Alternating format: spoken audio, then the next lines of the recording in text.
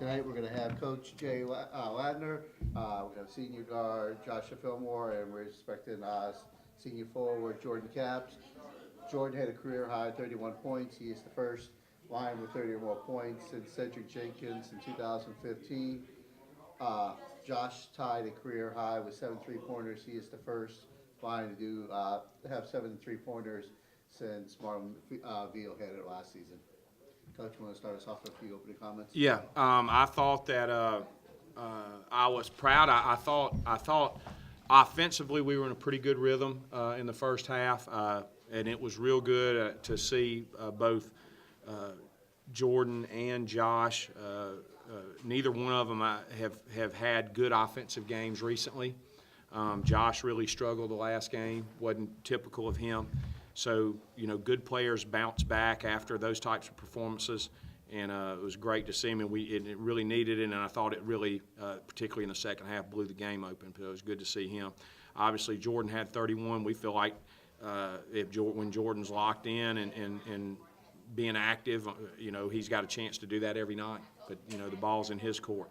I want him to continue to improve his effort and his defense, and I did see some signs out there tonight a few times that was trying to do that, and if he'll do that, his minutes go up, and obviously he's very talented and has a chance. But those two guys came through tonight. We need them. Anytime you come off of a loss and you're playing a team like Houston Baptist, who's a very dangerous team, and the game was close. We knew the game was going to be close. If you can look at all their games, they haven't. This may be the biggest in the league, the biggest margin that they've gotten beat by. So anyway, could we close that door, Mike?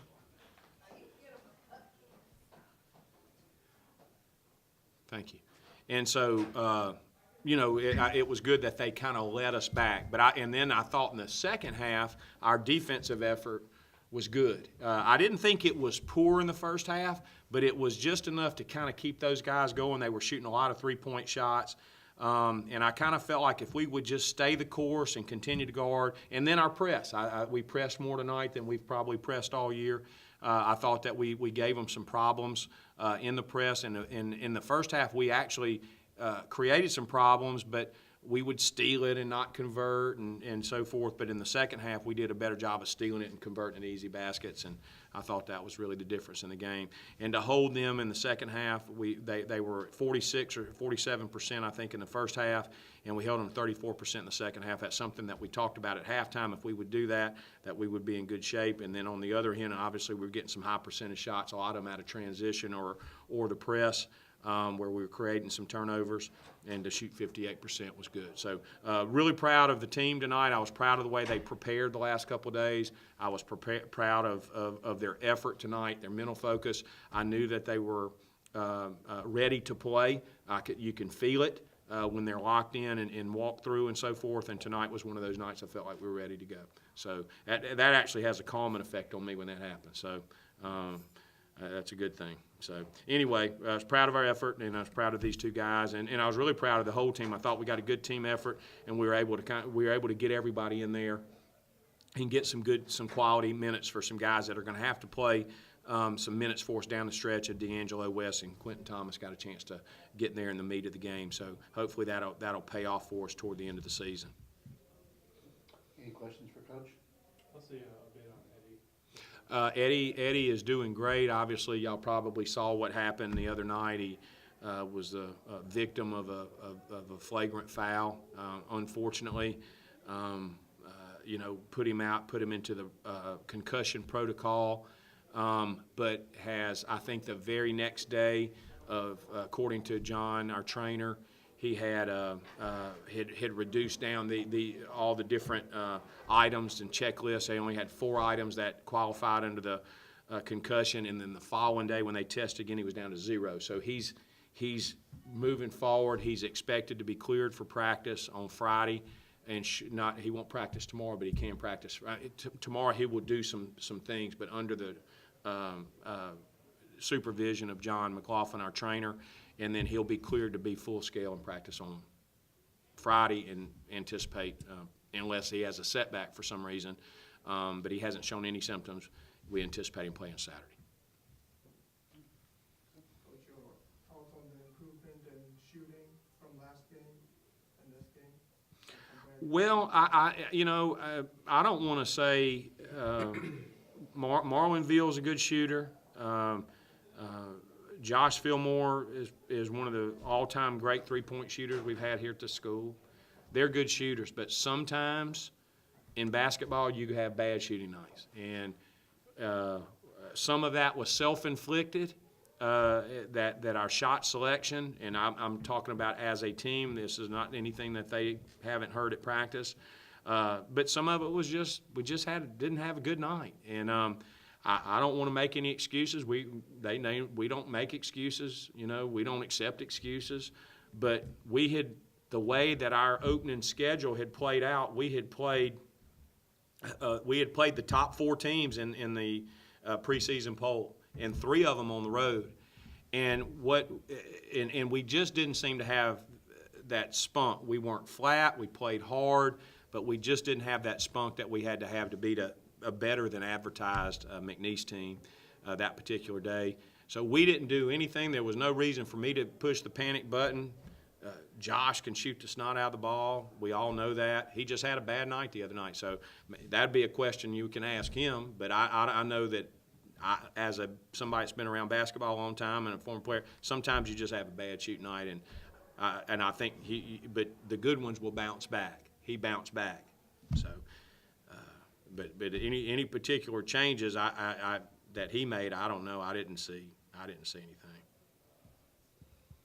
Any questions for the players?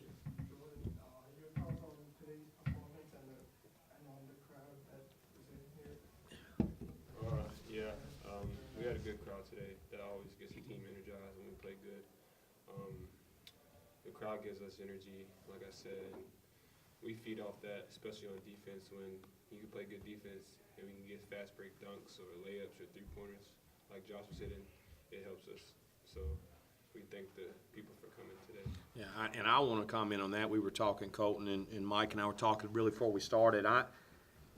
It's incredible to me and how grateful that we are for the people that did come today, because if you came to the basketball game, you're a Lions supporter tonight, and that's amazing. I was just tickled to death with the crowd.